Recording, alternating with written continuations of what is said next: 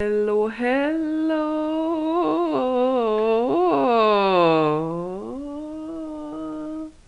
Blair Witch talking here.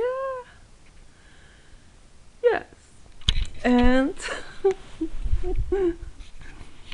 I want to talk a little bit more about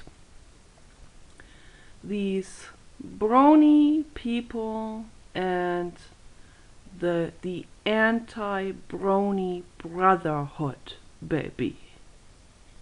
Okay, so I have been really pondering over this.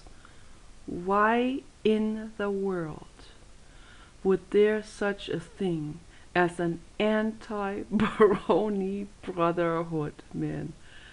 That is just too much. This is just, I mean, it's like, if we don't already have enough division and religions and dickheadedness, we have to like artificially create more, right? This is how it has to be done, I guess, like we're so bored out of our wits, we have to just create more hate groups, as if like ISIS or something like this, or the Baptist wasn't good enough yet.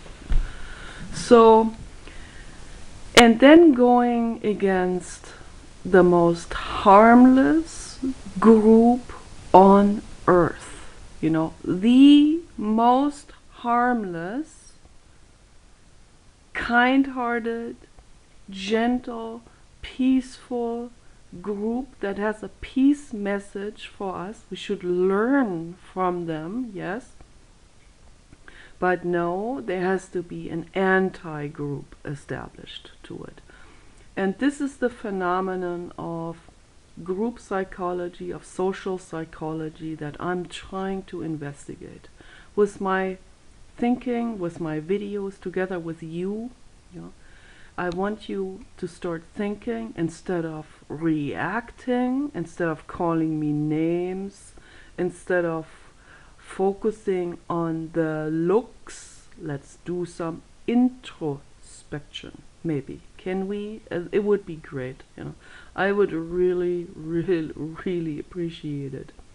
Just for now, just forget about the way I look, forget about these physicalities, these superficial Vogue issues. Let's put this aside for a second and let's dive within ourselves.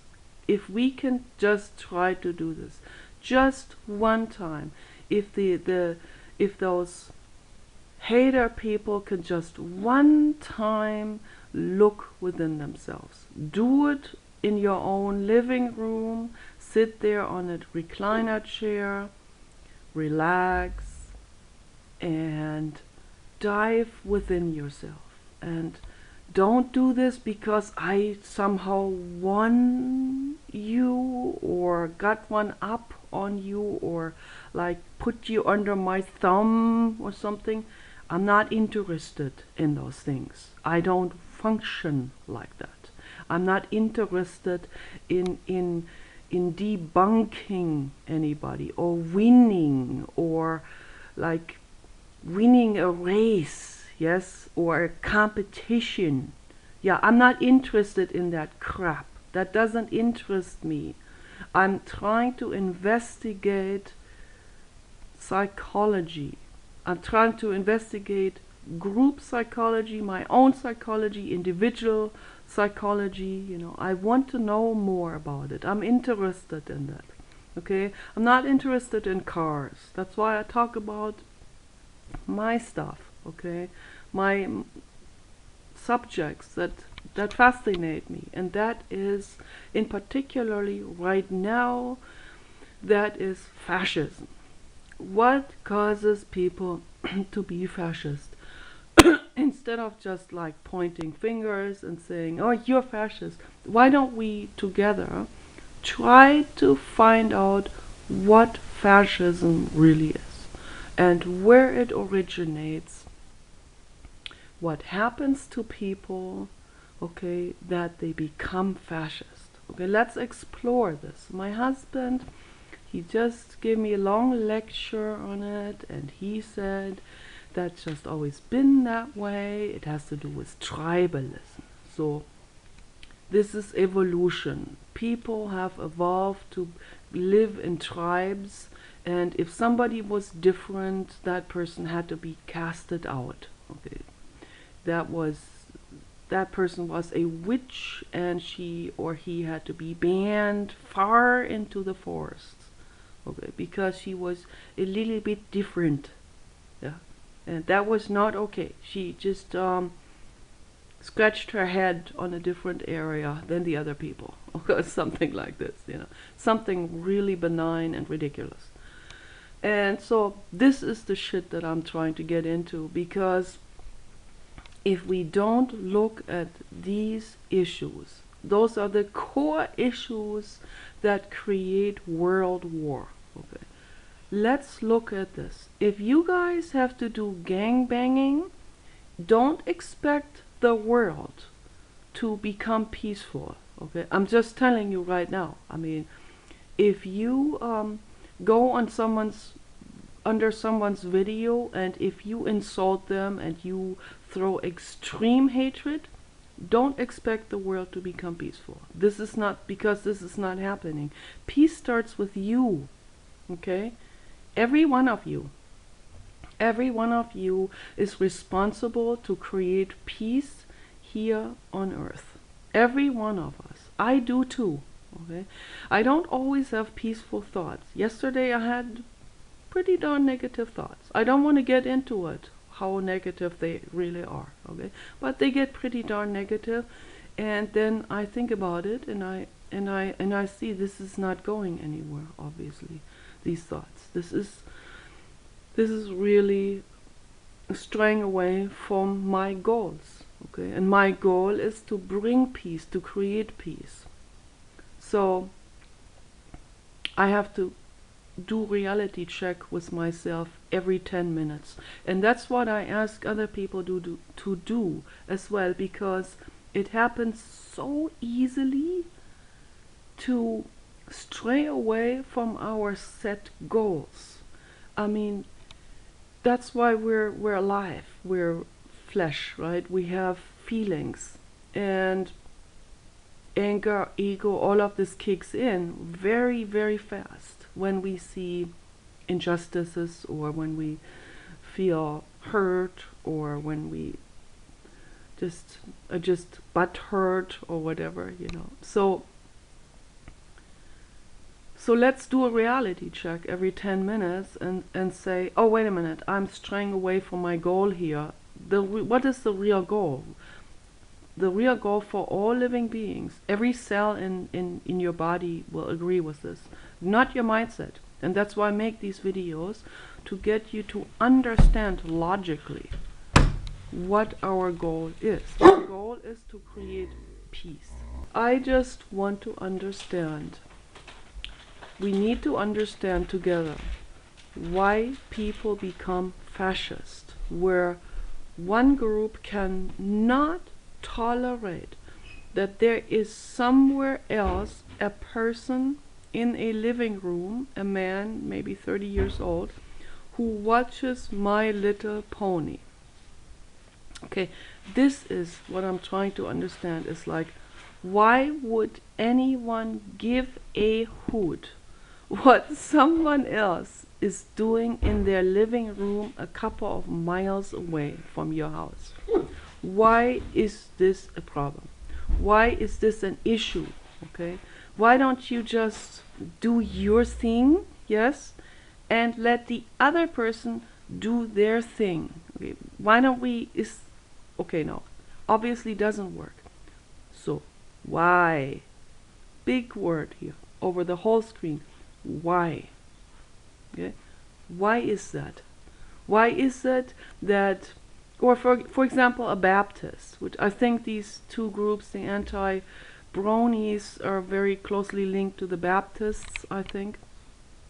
It's the same mechanism, at least, So I think a lot of them are Baptists probably, or evangelical Christians, or maybe even Muslims, or I don't know. A lot of them are probably religious, because those people tend to be religious. That the ones that tend to be fascist also, right?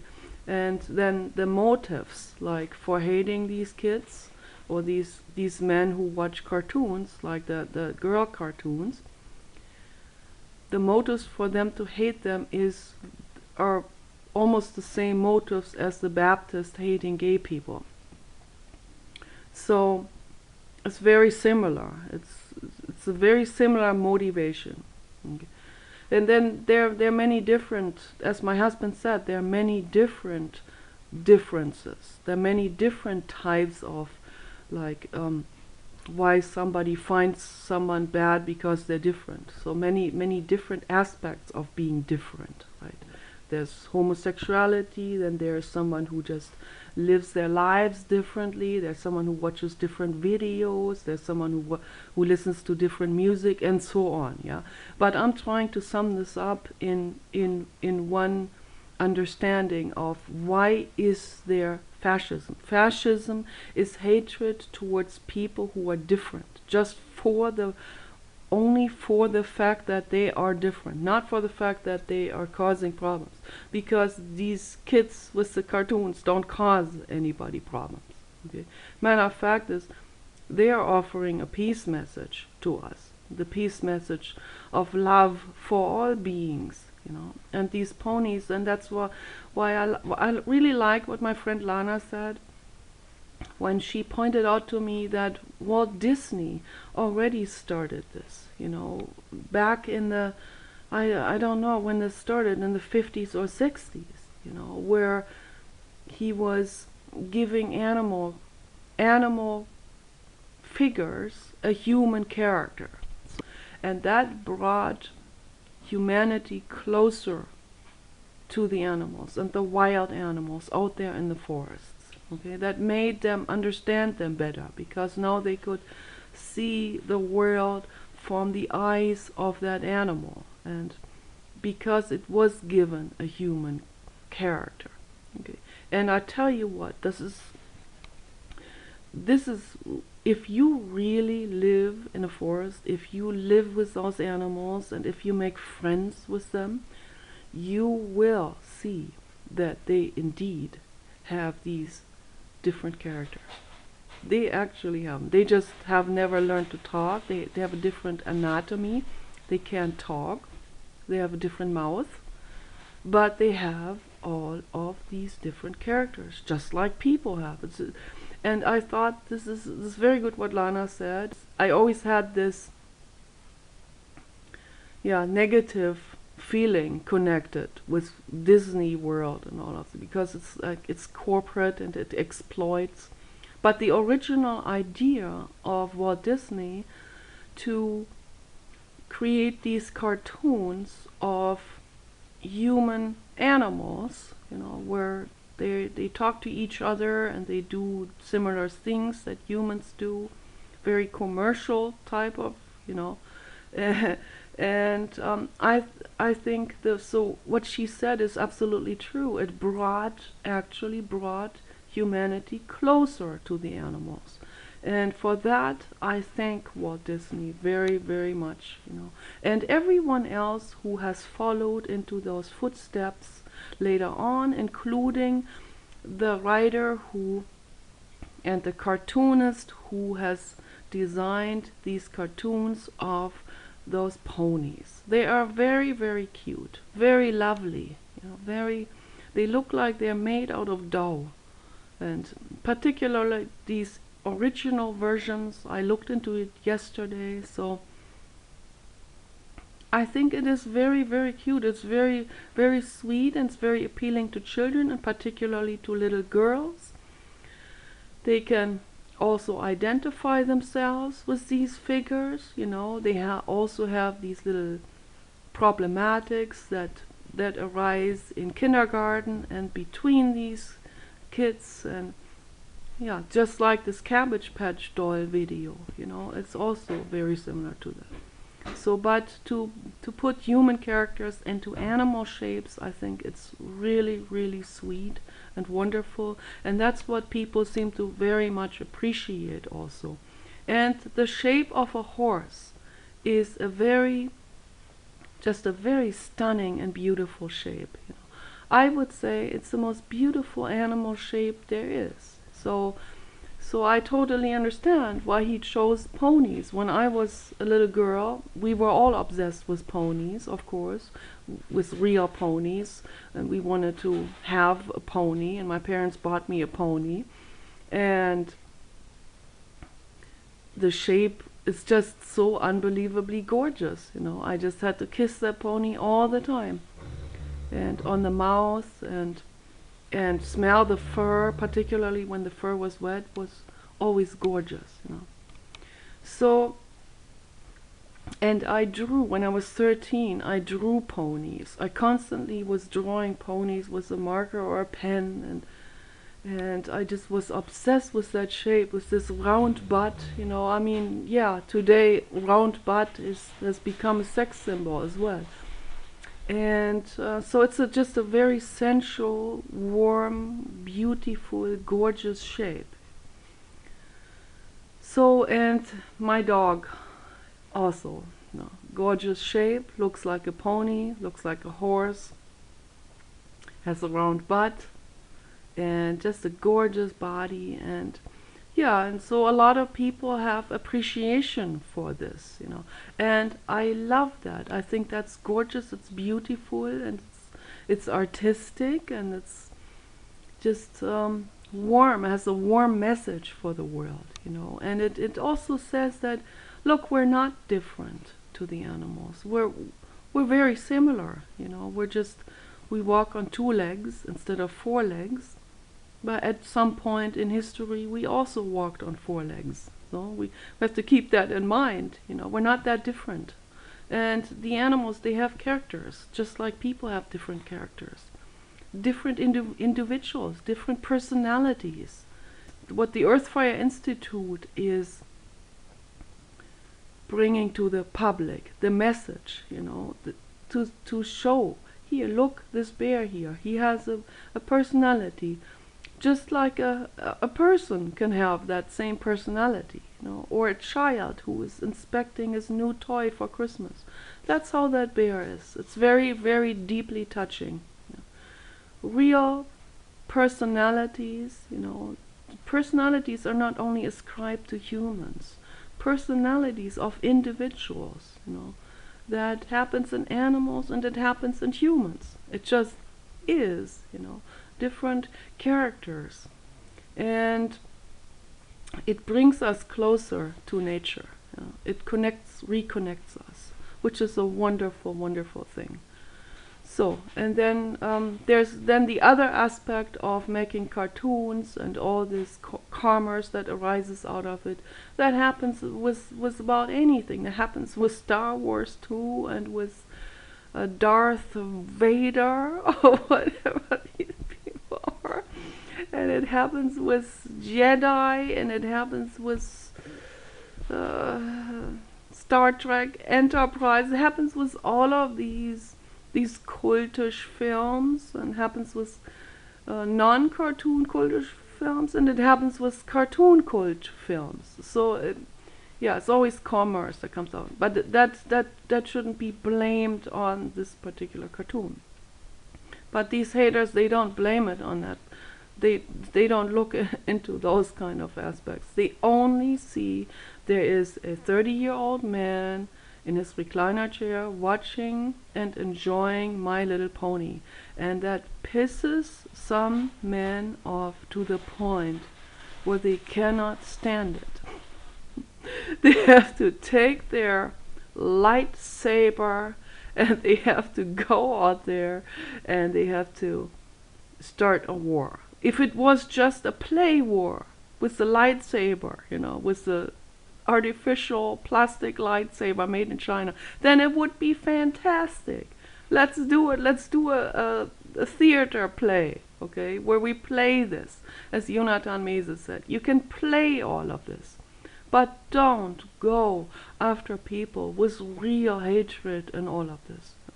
That needs to be inspected. That needs to be stopped right now in its tracks. And we need to inspect, where is this hatred coming from? Why is this hatred there? Are you identifying yourselves? Is your entire persona built on that Baptist personality, on this Baptist religion, or this evangelical religion, or this bodybuilder image, mindset, and society, which creates just another religion, or this badass, whatever, libertarian tattooed image, or what is it? It's this badass.